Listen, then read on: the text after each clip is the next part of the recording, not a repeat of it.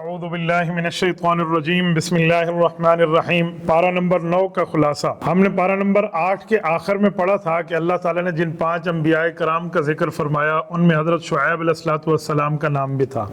تو پارہ نمبر 9 شعیب علیہ السلام کی قوم کی اس دھمکی کے لفظ سے شروع ہو رہا ہے جو ان امت کے لوگوں نے وقت کے نبی کو دھمکی دی ہے۔ آپ بدماشی دیکھیں اس امت کی کہ وقت کے نبی کو دھمکی دیتے ہوئے کہتے ہیں قال الملأ الذین، اللہ فرماتے ہیں وہ لوگ استکبروا من قومی، جو قوم کے متکبر لوگ تھے، انہوں نے حضرت شعیب علیہ السلام سے کہا کہ آپ کو ہم یہاں سے جلاوطن کر کے نکال دیں گے یا لتعودن فی ملتنا، یا آپ ہمارے ساتھ نعوذ باللہ کافر بن جائیں۔ وقت کے نبی کے ساتھ یہ دھمکیوں کا معاملہ ان کا ہو رہا تھا، تو اللہ تعالیٰ شانہ نے فرمایا جب انہوں نے وقت کے نبی کے ساتھ یہ بات کی ہے تو پھر قوم کی سرکشی کی وجہ سے فاخذتہم الرجفہ، ان کو ایسا زلزلہ آیا جو گھروں میں اونگے منہ یہ گر گئے اور مر گئے اور گھر ان کے اوپر آ گئے۔ تو یہ شعیب علیہ السلام کی قوم کی بات پہلی آیت میں فرمائی۔ اس کے بعد اگلی آیات میں وَمَا أَرْسَلْنَا مِن قَرْيَةٍ مِّن نَبِيٍّ إِلَّا، اس آیت کے اندر اللہ تعالیٰ نے دستور خداوندی کو ذکر فرمایا کہ اللہ تعالیٰ کی ترتیب، اللہ کا دستور، اللہ کا معاملہ یہ ہے کہ اس وقت تک کسی قوم کے اوپر عذاب نہیں بھیجتے جب تک اس قوم، ان لوگوں، ان ملت، اس امت کے پاس کوئی ڈرانے والا، کوئی نبی، کوئی سمجھانے والا، کوئی مرشد ان کے پاس نہ آئے جو آ کر انہیں دین کی بات بتائے۔ اگر وہ مان گئے تو بہت اچھا، اگر انہوں نے انکار کیا تو تب پھر اللہ کا عذاب آتا ہے۔ اس کے آگے اللہ تعالیٰ نے موسیٰ علیہ السلام اور فرعون کے واقعات کو بیان فرمایا۔ ثم بعثنا من بعدهم موسیٰ بآیاتنا، ان آیات میں اللہ جل شانہ نے تفصیل کے ساتھ یہ واقعہ بیان فرمایا حضرت موسیٰ علیہ السلام کا کہ موسیٰ علیہ السلام اور فرعون کا مقابلہ کیسا ہوا ہے۔ یہ بات ذہن میں رکھیں، حضرت موسیٰ علیہ السلام اللہ تعالیٰ کے وہ جلیل القدر نبی ہیں جن کا ذکر 28 پاروں میں مختلف جگہوں میں اللہ تعالیٰ نے حضرت موسیٰ علیہ السلام کا فرمایا ہے۔ کلم اللہ موسیٰ تکلیما، حضرت موسیٰ کو کلیم فرمایا ہے۔ میں ایک جگہ سن رہا تھا ایک شخص کی عجیب بات تھی، اب قرآن پر عبور نہ ہو تو پھر بندہ بھولے نہیں۔ اس نے کہا جی ہم نے قرآن میں پڑھا ہے کہ اللہ کے بعد جس کا نام سب سے زیادہ آیا نا وہ شیطان ہے۔ حالانکہ یہ بات غلط ہے، شیطان کا نام بہت کم جگہ آیا ہے۔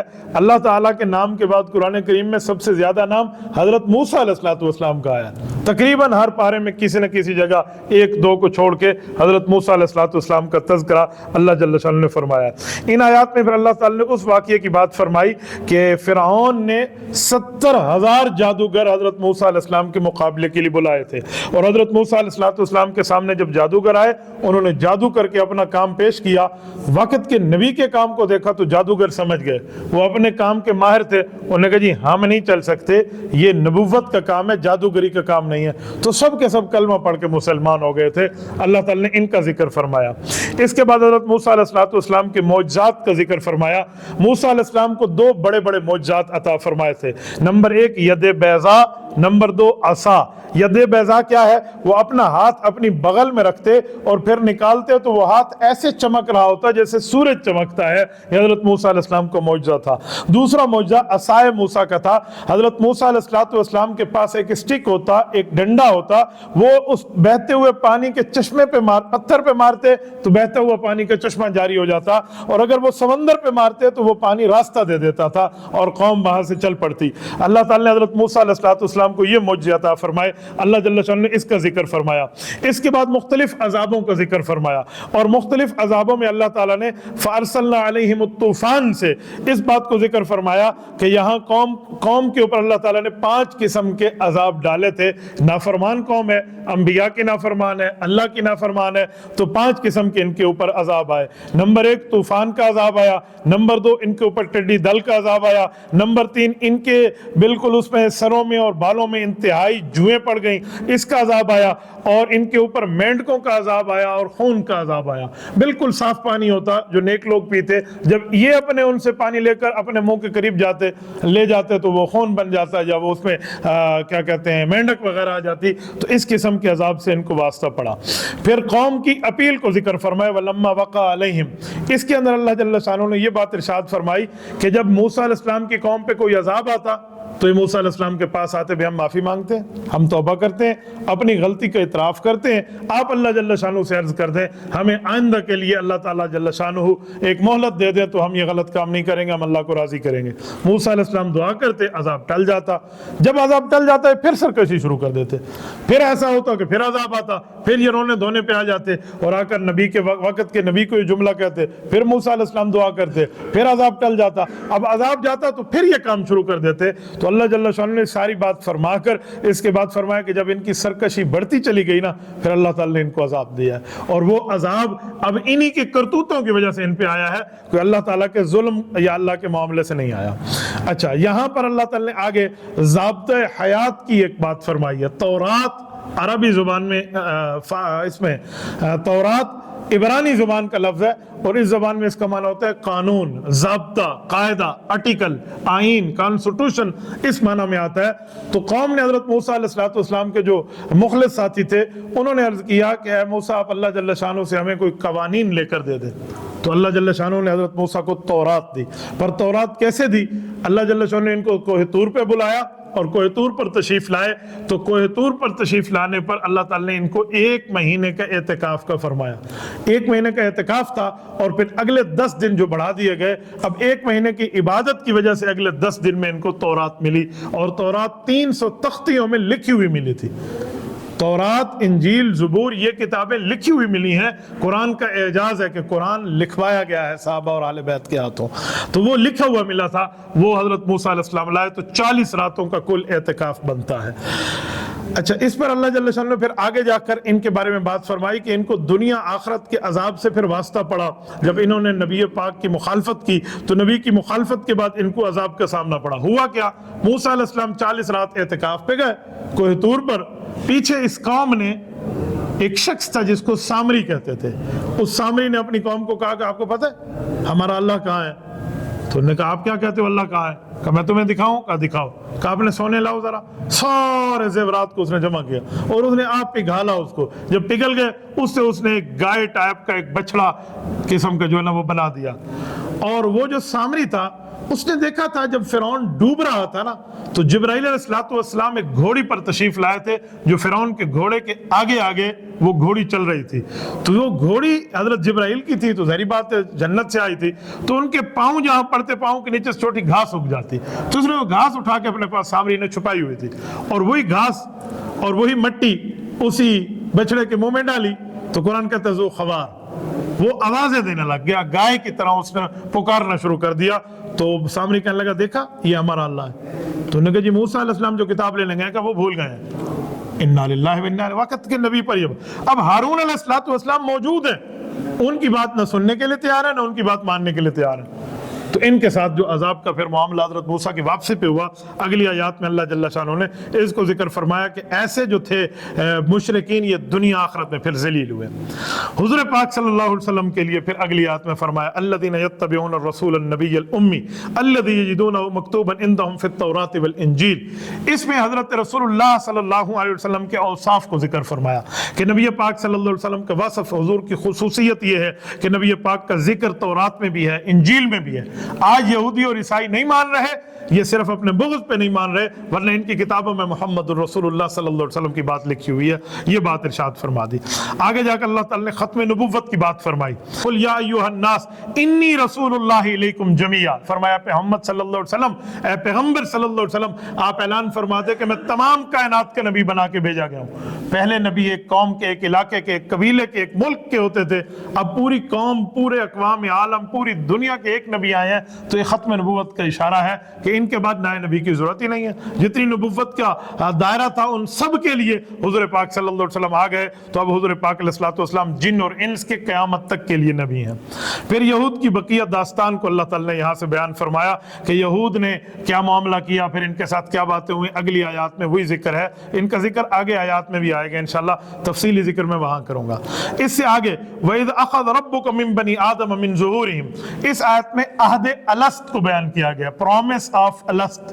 یہ پرومس کون سا ہے, وعدہ کون سا ہے, معاہدہ کون سا ہے؟ ہوا یہ تھا کہ اللہ تعالی شانہ نے انبیاء کرام کے وعدے کے بعد دنیا کے تمام انسانوں سے وعدہ لیا. یہ جو انسان تھے چیونٹیوں جتنے ان کو جسم عطا کر کے تمام روحوں کو اللہ نے اپنے ہاں جمع کیا. اور جب صبر ہوئے جتنے کافر جتنے مسلمان جو اولاد آدم تھے جن نے دنیا میں آنا تھا قیامت تک کے لیے، ان سب کو رب نے جمع فرما کر پوچھا الستو بربکم، کیا تم توحید مانتے ہو، میں تمہارا رب ہوں یا نہیں ہوں؟ تو ان سب نے، یعنی آپ اور ہم سب نے، اور جتنے دنیا میں لوگ آئے اور جتنے آئیں گے، انہیں جواب دیا قالوا بلا، یقیناً اللہ آپ ہمارے رب ہیں۔ اب جب ہم دنیا میں آئے ہیں، اس لیے تو فرمایا گیا کہ ہر بچہ جو پیدا ہوتا ہے وہ دین توحید پر پیدا ہوتا ہے، توحید پر پیدا ہو رہا ہے۔ والدین کے کیا کہتے ہیں ماحول سے وہ بندہ یہودی اور عیسائی بن جاتا ہے، وہ مجوسی بن جاتا ہے، تو شروع سے ہی یہ فطرت میں ڈال دیا گیا۔ اب بعض لوگوں کو تو، اکثر لوگوں کو یاد نہیں ہے، لیکن میں نے کئی اللہ والوں کی کتابوں میں پڑھا ہے جو کہتے ہیں ہمیں آج بھی یاد ہے جب اللہ جل شانہ نے ہم سے وعدہ لیا تھا کہ الستو بربکم، تو ہم نے کہا تھا قالوا بلا۔ یہاں بھی حضرت قاری محمد طیب قاسمی رحمۃ اللہ نے لکھا ہے کہ جب اللہ نے پوچھا تھا میں تمہارا رب نہیں ہوں، تو دنیا کے عوام تو خاموش تھے، انبیاء بھی چپ تھے۔ سب سے پہلے جواب روح محمد صلی اللہ علیہ وسلم نے دیا تھا قالوا بلا، اے اللہ یقیناً آپ ہمارے رب ہیں۔ ان کی بات کو سن کے انبیاء نے، انبیاء کی بات کو سن کے پھر امتوں نے جواب دیا تھا۔ تو یہ عہد الست ہے، اللہ جل شانہ نے اس کو ذکر فرمایا۔ اس کے آگے وَاتْلُ عَلَيْهِمْ نَبَأَ الَّذِي میں بلم باعورہ کا ذکر فرمایا۔ بلم باعور یہ بہت بڑا عالم بھی تھا، عابد بھی تھا، علم بھی اس کے پاس زیادہ تھا، عبادت بھی اس کے پاس تھی، لیکن یہ وقت کے نبی کا مخالف بنا کسی وجہ سے، تو پھر اللہ جل شانہ نے اس کی مثال قرآن میں کتے سے دی ہے۔ آپ اندازہ لگائیں، رب کریم نے اس کے لیے جو بیان فرمایا نا، فرمایا کتا وہ ہے جس کو کوئی چیز دو تب بھی وہ ہانپتا ہے، نہ دو تب بھی وہ ہانپتا ہے، یہ اس کے بارے میں فرمایا، یہ بلم باعور ہے۔ اچھا اتنا نیک آدمی، اس کے ساتھ ایسا ہوا کیوں؟ ہوا یہ تھا کہ قوم جبارین ایک قوم تھی، موسیٰ علیہ السلام کو رب نے حکم دیا ان کے ساتھ آپ جہاد فرمائیں، ٹھیک ہو گیا۔ یہ جبارین میں سے ایک شخص تھا، لیکن یہ نیک تھا، شاید یہ اس قوم کی لڑائی میں شامل نہ ہوتا، لیکن قوم اس کے پاس ہے، انہوں نے کہا جی موسیٰ علیہ السلام کے اور اس کی قوم ہم سے لڑنے آ رہی ہے، دعا کرو تم ان کے خلاف، بد دعا کرو۔ اس نے کہا وقت کے نبی کے خلاف بد دعا نہیں کی جاتی، تو مجھے اس سے معاف رکھو۔ اب حق تھا بھی تو مولوی ہے، اس بات پہ ڈٹ جا، لیکن قوم کی غلطیوں کے ساتھ جب انہوں نے پیسہ دیا بھی اتنا دیں گے اتنا دیں گے اتنا، پہاڑ کے برابر جب وہ اپنے پیسے جتنی چیز لے گئے نا، تو اس کا ایمان بدل گیا۔ انہوں نے کہا ٹھیک ہے پھر میں کر لیتا ہوں بد دعا، سارا مال میرا۔ اس نے کہا جی آپ کا۔ اب اس نے ہاتھ اٹھایا، اللہ کی قدرت دیکھیں، جو بد دعا کرتا وہ اپنی قوم کا لفظ منہ سے نکل آتا، پھر اپنی قوم کا نکل آتا، پھر دعا مانگتا تو پھر اپنی قوم کے خلاف دعا مانگتا جو پیسے دے رہے تھے۔ موسیٰ علیہ السلام اور ان کی قوم کا لفظ ان کی زبان پہ آتا ہی نہیں۔ بہرحال وہ قوم تو ذلیل ہوئی، ساتھ یہ بھی ذلیل ہوا، پھر اس کی زبان اس کے سینے تک نکل کے آئی۔ یہ پورا اس کے ساتھ پورا وہی واقعہ ہے جس کو اللہ جل شانہ نے ذکر فرمایا۔ اس کی اگلی آیت میں قُل لَا أَمْلِكُ لِنَفْسِي نَفْعًا وَلَا ضَرًّا إِلَّا مَا شَاءَ اللَّهُ وَلَوْ كُنْتُ أَعْلَمُ الْغَيْبَ لَاسْتَكْثَرْتُ مِنَ الْخَيْرِ وَمَا مَسَّنِيَ السُّوءُ۔ اس میں علم غیب اللہ تعالیٰ کا خاصہ ہے، علم غیب کی صفت، اور یہ خاصہ اللہ جل شانہ کا ہے۔ رب جس کو چاہے غیب کی خبر دے دے، رب جس کو چاہے نبی کو غیب کی وحی کر دے، غیب کی بات بدلا دے، غیب کا اظہار کر دے۔ یہ تو انبیاء کے لیے ثابت ہے، اظہار غیب، اطلاع غیب، انباء غیب، ایحاء غیب، یہ نبی کو رب دیتا ہے، بتاتے ہیں۔ لیکن جو علم غیب ہے وہ خاصہ خداوندی ہے۔ غیب کا علم بغیر کسی واسطے کے کسی چیز کے بارے میں علم رکھنا، یہ اللہ جل شانہ کا خاص ہے۔ دنیا میں کتنے ریت کے ذرے ہیں، یہ اللہ کا علم ہے۔ دنیا میں کتنے پانی کے قطرے ہیں، یہ اللہ کا علم ہے۔ دنیا میں کتنے درختوں کے پتے ہیں، یہ اللہ کا علم ہے۔ اس میں نہ کسی نبوت کے معاملات کا دخل ہے، نہ کسی کی ولایت کے معاملے کا دخل ہے، یہ اللہ جل شانہ جانتے ہیں، اور یہ رب کریم کا معاملہ ہے۔ یہ غیب الہی کی بات فرمائی کہ علم غیب جو ہے وہ اللہ جل شانہ کے لیے۔ یہ بات اللہ نے کیوں اتاری کہ اس وقت کے جو کافر تھے نا، وہ نبی کے پاس آ کر پوچھتے تھے بتائیں ایگزیکٹلی ٹائم قیامت کا کون سا ہے، قیامت کب آئے گی اور اس کا ایگزیکٹلی ٹائم کیا ہے، متعین کردہ وقت کیا ہے، آپ ذرا وہ وقت بتا دیں۔ تو رب کریم نے حضور پاک کو حکم فرمایا کہ انہیں فرما دے کہ علم غیب اللہ جانتے ہیں، علم غیب کے معاملات آپ یہاں آنے کے لیے نہ پوچھیں، باقی جتنا رب مجھے بتاتے ہیں میں اتنی بات تمہیں بتا دیتا ہوں۔ اس سے اگلی آیت میں جہاں پہ جا کے یہ سورت اعراف ختم ہو رہی ہے وہ ہے وَإِذَا قُرِئَ الْقُرْآنُ فَاسْتَمِعُوا لَهُ وَأَنصِتُوا لَعَلَّكُمْ تُرْحَمُونَ۔ ان آیات کے اندر اللہ جل شانہ نے جو بات فرمائی ہے وہ یہ فرمایا کہ جب قرآن کریم کی تلاوت کی جائے پھر غور سے سنو اور خاموش رہو تاکہ تمہارے اوپر رحمت نازل ہو۔ اب دیکھیں دو باتیں ہیں، قرآن پڑھا جائے، دو حکم دیے، غور سے بھی سنو اور چپ بھی رہو۔ تو جب بندہ غور سے سنتا ہے تو چپ رہتا ہے، یہ دوسرا لفظ ساتھ کیوں اتارا کہ چپ رہو؟ मुहद्दिसीन, मुफस्सिरीन, उलमा, माहिरीन कुरान ने इस पर बड़ा अजीब नुक्ता फरमाया। वो फरमाते हैं ये आयत मुक्तदी के लिए उतरी है कि नमाज में खामोशी से तिलावत सुनो।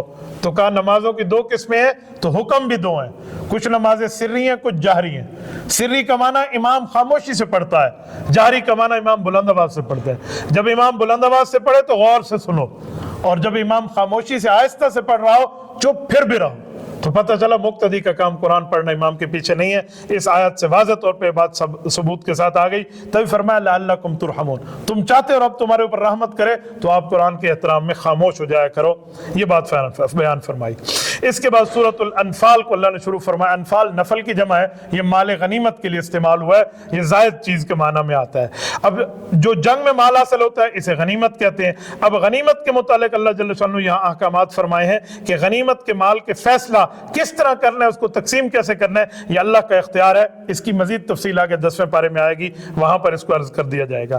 फिर अल्लाह ने मुमिनीन के औसाफ बयान फरमाए। इन्नमल मुमिनून अल्लज़ीना इज़ा ज़ुकिरल्लाह वजिलत कुलूबुहुम व इज़ा तुलियत अलैहिम आयातुहु ज़ादतहुम ईमाना व अला रब्बिहिम यतवक्कलून। इस आयत में फरमाया कि मुमिन वो है जब इनके सामने कुरान करीम पढ़ा जाता है तो कुरान करीम की वजह से इनके दिल डर जाते हैं, और फिर अल्लाह की आयात की तिलावत होती है तो इनके ईमान की ताकत बढ़ जाती है और ये अपने अल्लाह पर तवक्कुल करते हैं। फिर ग़ज़वा बदर की तफसीली अल्लाह ताला ने बात को जिक्र फरमाया कि ग़ज़वा बदर को अल्लाह जल्ल शानु ने कैसे उसके ऊपर अल्लाह जल्ल शानु ने अपनी रहमत और करम के मामले नाज़िल फरमाए कि 300 आदमी 1000 पे गालिब आ गया। 300 बंदे जिनके पास तलवारें भी पूरी नहीं है, नेज़े भी पूरी नहीं है, घोड़े भी पूरे, 70 बंदों के पास घोड़े हैं 313 में, तो कैसे उन पे गालिब आ गए? ये अल्लाह का फजल था। बल्कि ऐसा भी हुआ कि बाज़ औक़ात जो काफिर पकड़े गए ना नबी पाक अलैहिस्सलाम के पास, तो वो आकर ये कहते थे कि इस कमजोर से साहबी ने हमें नहीं पकड़ा, हमें पकड़ने वाला कोई और था, सफेद घोड़े पे था, सफेद उसका लिबास था, उन्होंने हमें पकड़ा। तो ये फरिश्तों की आमद की तरफ इशारा था कि अल्लाह ताला ने इनको दिया।